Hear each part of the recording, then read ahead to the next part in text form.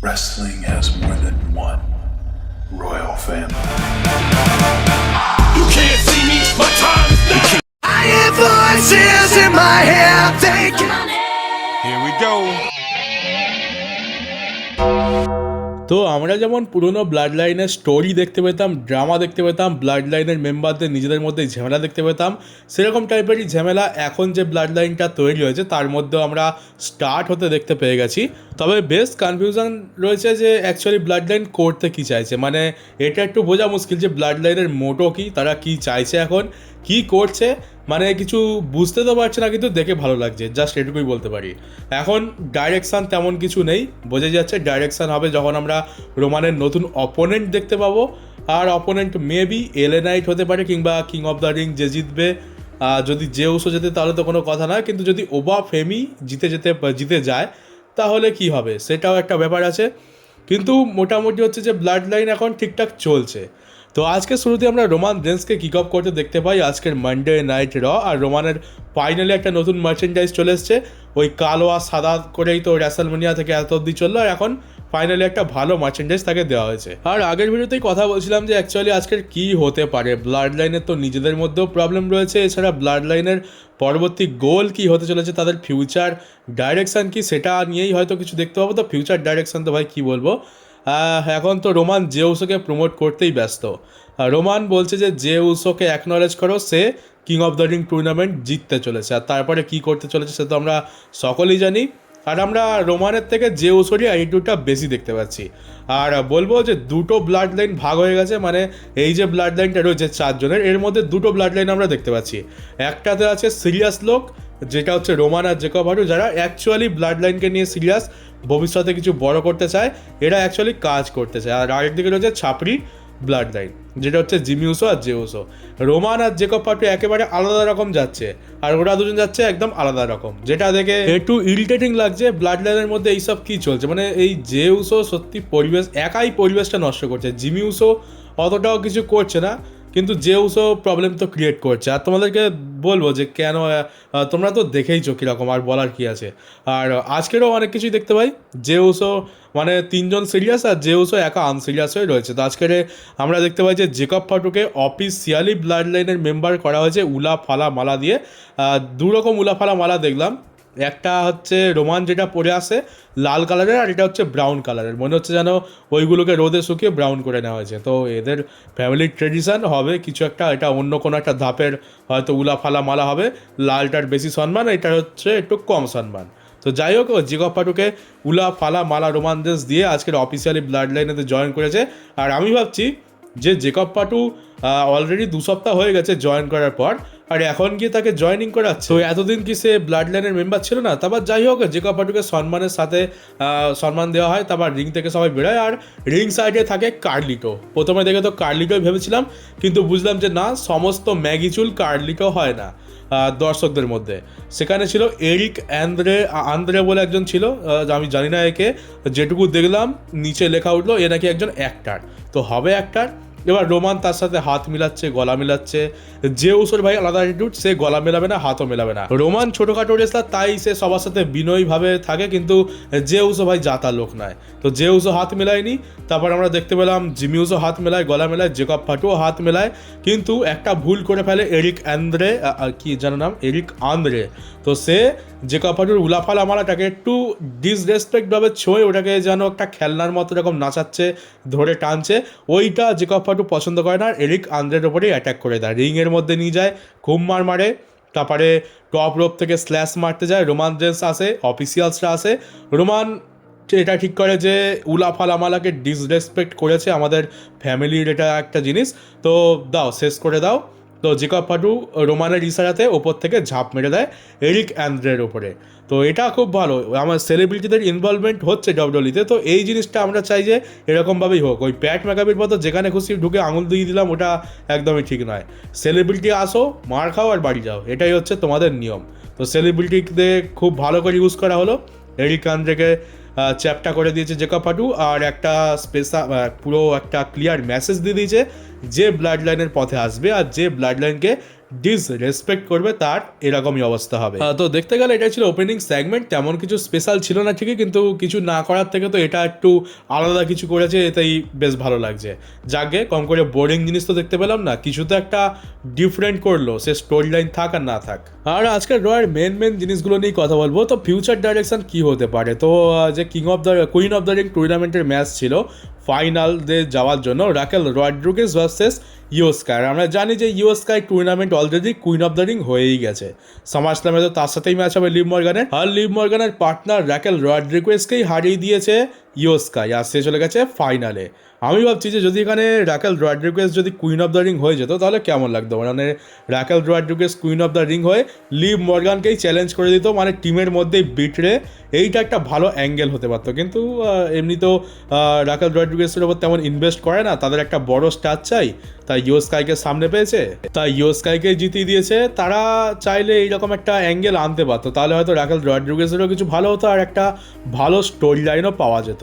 এমনিতেই Raquel Rodriguez, রক্সিন আর leave Morgan একসাথে করছেটাই বাকি। অনেকদিন হয়ে গেল সেই একই বোরিং জিনিস দেখতে পাচ্ছি, তো কিছু টুইস্ট অ্যান্ড টার্ন, কিছু ভালো স্টোরি লাইন যদি করতে চাইতো তাহলে এটা একটা ভালো সুযোগ ছিল। আর সুযোগ বলতে আরও একটা বড় সুযোগ তো ডব্লিউডব্লিউইর হাতে রয়েছে, একটা সুপারস্টার খুব ভালো মতো বিল্ড হয়ে গেছে, সে হচ্ছে পরবর্তী কার্ট অ্যাঙ্গেল চ্যাট গেবল, যাকে সত্যি অ্যাকচুয়ালি ফ্যান্সরা অ্যাকসেপ্ট করেছে পরবর্তী কার্ট অ্যাঙ্গেল হিসাবে। আর আজকেরটা কী ছিল, চ্যাট গেবলের নতুন থিম সং দেওয়া হয়েছে, মানে এত জঘন্য থিম সং, মনে হচ্ছে এআই দিয়ে স্টোরি লাইন তো লিখছিল, এখন এআই দিয়ে থিম সংও বানাচ্ছে, এত খারাপ দিন চলে এসছে। আগের থিম সংটাই বরঞ্চ বেশি ভালো ছিল, একটু কার্ট অ্যাঙ্গেলের সাথে সিমিলার লাগছিলো, এখন ভাই এটা কী দিয়েছে একে। তো আজকের একদম কার্ট অ্যাঙ্গেলের মতোই লড়ে চ্যাট গেবল খুবই সাপোর্ট পায়, দেখে ভালো লাগছিলো, মানে তোমাদের দেখে মন থেকে চ্যাট গেবলকে সাপোর্ট করতে ইচ্ছা করবে। এতদিন যে চ্যাট গেবল ছিল সে চ্যাট গেবল আর এই চ্যাট গেবল নয়। তো রুসেফকে আজকে চ্যাট গেবল হারিয়ে দিয়েছে, আবার কি কার্ট অ্যাঙ্গেলের ফিনিশিং মুভ দিয়েই অ্যাঙ্গেল স্ল্যাম লাগায় প্রথমে, আর তারপরে অ্যাঙ্গেল লক লাগিয়ে ঠিক কার্ট অ্যাঙ্গেলের স্টাইলেই রুসেফকে ট্যাপ আউট করিয়ে দিয়েছে। আর তারপর আমরা দেখতে পাই যে ইথান পেজ, সাইড ক্যারেক্টার, খুবই সাইডের লোক, সাইড থেকেই আসে, সাইড থেকে এসে এখানে চ্যাট গেবলের উপর অ্যাটাক করে দেয়। রুসেফ আর ইথান পেজ মিলে অ্যাটাক করছিল, তো বাঁচানোর জন্য লুচাডর আসে, রে মিস্টেরিও আর ড্র্যাগন লি, তারপর লাস্টে তিনজনেই স্ট্যান্ডাল করে। আর এখন বোঝা যাচ্ছে যে রে মিস্টেরিও তাকে ক্ষমা করে দিয়েছে, ড্র্যাগন লিও তাকে ক্ষমা করে দিয়েছে, আর সকলে এখন সেম পেজে রয়েছে। আর এবার খালি চ্যাট গেবলকে টাকলা করে দিলেই সে কার্ট অ্যাঙ্গেল হয়ে যাবে। আর যদি এইরকম জায়গা থেকেও চ্যাট গেবলকে বড় স্টার যদি বানাতে না পারে টাকলা, তো তার থেকে বড় লড়ু তো আর এই দুনিয়াতে নেই। আর তারপর আমরা এলএনআইয়ের তরফ থেকে একটা জবরদস্ত একদম প্রোমো কার্ড দেখতে পাই, খুবই ভালো ছিল প্রোমোটা।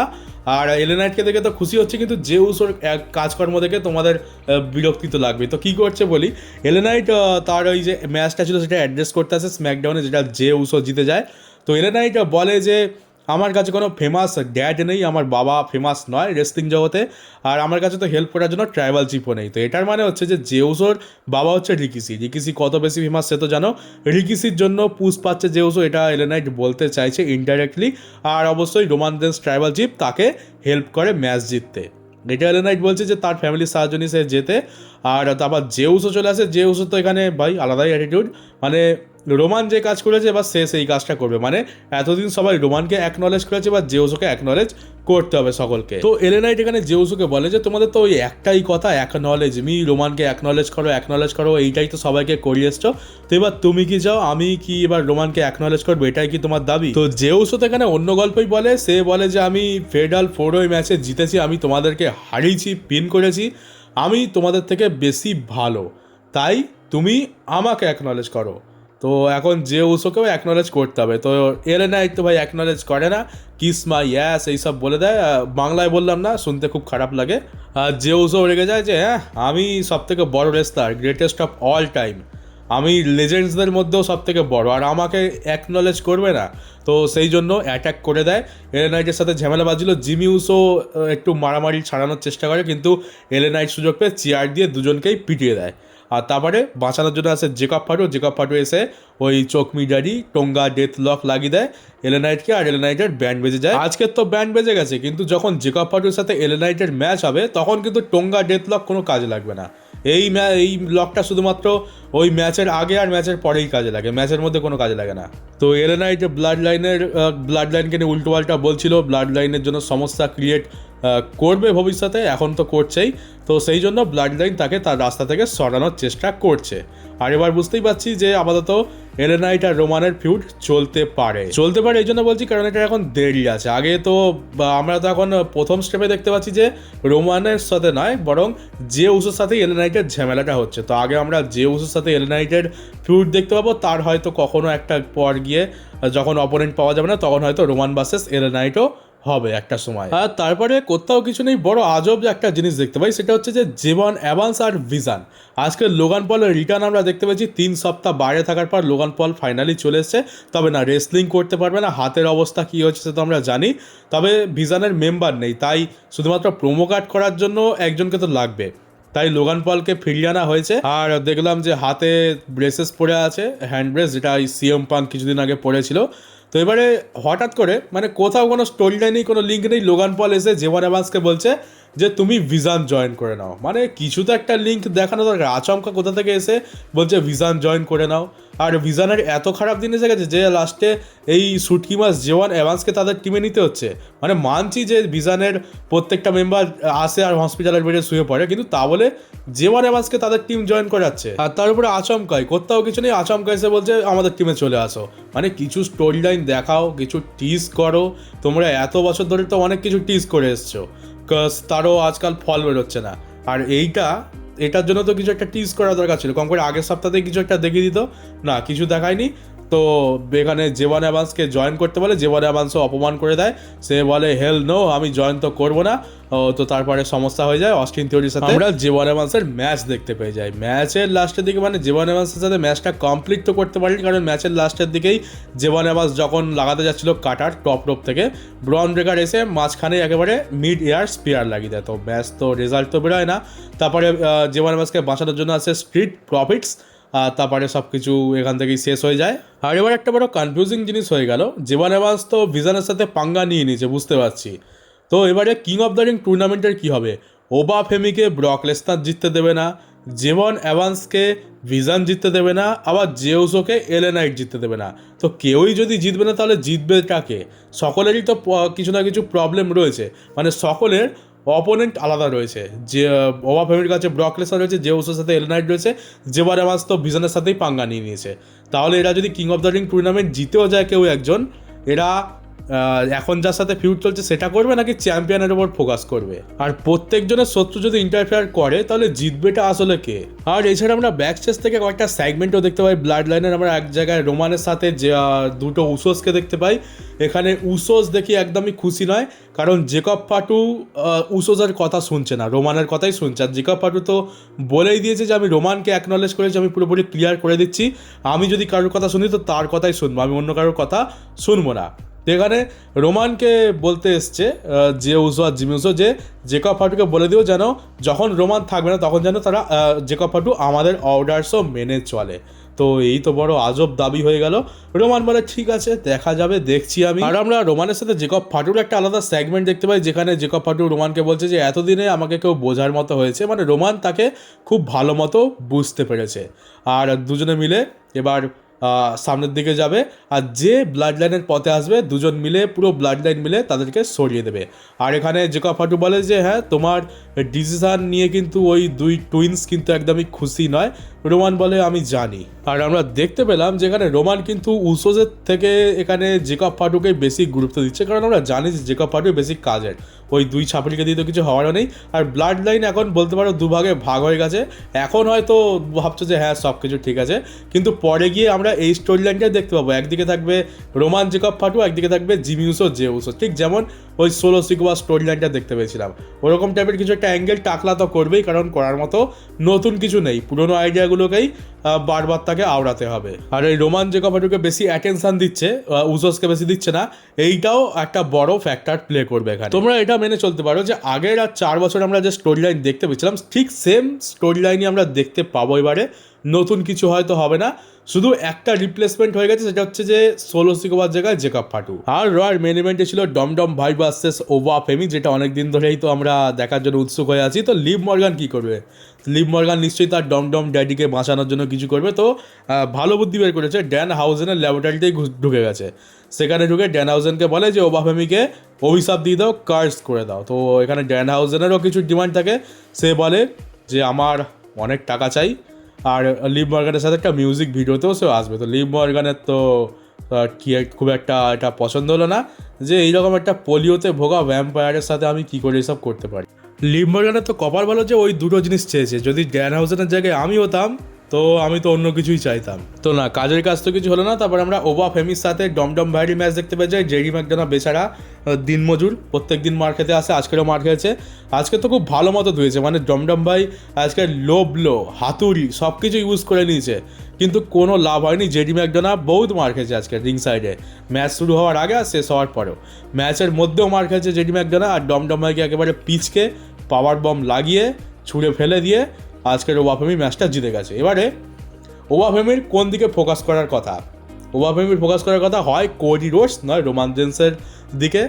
আর যদি দুজনের মধ্যে কাউকে চুজ করে থাকে তাহলে তাকেই টার্গেট করার কথা। যদি রোমানকে চুজ করে থাকে তাহলে আজকে রোমানকেই টার্গেট করা উচিত ছিল। কিন্তু ওভা ফেমি কী করছে, টুর্নামেন্ট শুরু হওয়ার আগে ব্রক লেসনারের ওপরে শট নিচ্ছে, তাকে কল আউট করছে। ম্যাচ চলাকালীন ব্রক লেসনারকে কল আউট করছে। ম্যাচ শুরু হওয়ার আগে ব্রক লেসনারের এগেনস্টে প্রোমো কাট করছে। ম্যাচ শেষ হয়ে যাওয়ার পরেও ব্রক লেসনারের এগেনস্টে প্রোমো কাট করছে। মানে তোমার লক্ষ্যটা কি, ব্রক লেসনার নাকি king of the Ring tournament জিতে চ্যাম্পিয়নশিপ? সাধারণত আমরা দেখতে পাই যে এগিয়ে যায় সে চ্যাম্পিয়নকেই টার্গেট করে, কিন্তু এর লক্ষ্য হচ্ছে ব্রক লেসনার। তো আজকেরও বলে যে প্রোমো কাট করছে, ম্যাচ শেষ হয়ে যাওয়ার পর ব্রক লেসনারকে কল আউট করে যে আজকের আমি তোমার ফেস দেখতে পেলাম না, তুমি আজকে রতে ছিলে না। ওভা ফেমি হয়তো এক্সপেক্ট করেছিল যে আজকের ব্রক লেসনার আসবে। তো ভাই যেদিন আসবে সেদিন কিন্তু একুল উকুল দুকুল যাবে। আমরা জানি যে ফাইনালেতে ব্রক লেসনার আসবে, তো তখন যদি আসে এমনিতেও জেউসোর কাছে হারতে হবে, আর তারপর সবাই বলবে যে জেউসোর কাছে ওভা ফেমি হেরে গেছে, তখন ওই গান্থারের মতো মুখ লুকিয়ে ঘুরতে হবে। তো এর ফোকাস যেহেতু প্রথম থেকেই ব্রক লেসনার, তো ওভা ফেমির তো জিতেও কোনো লাভ নেই। যদি জিতেও যায় ও চ্যাম্পিয়নশিপের জন্য লড়বে, চ্যাম্পিয়নের সাথে ফিউড লড়বে, নাকি ব্রক লেসনারকে ফোকাস করবে। আর এইরকম বিরক্তিকর জিনিসগুলো কিন্তু টুর্নামেন্টটাকে বেকার বানাচ্ছে। এমন তিনজনকে নেওয়া হয়েছে, মানে এখন তো আমরা জানি যে জেউসো আর জেভান এভান্স রয়েছে, কিন্তু ওখান থেকে জেউসোই যাবে।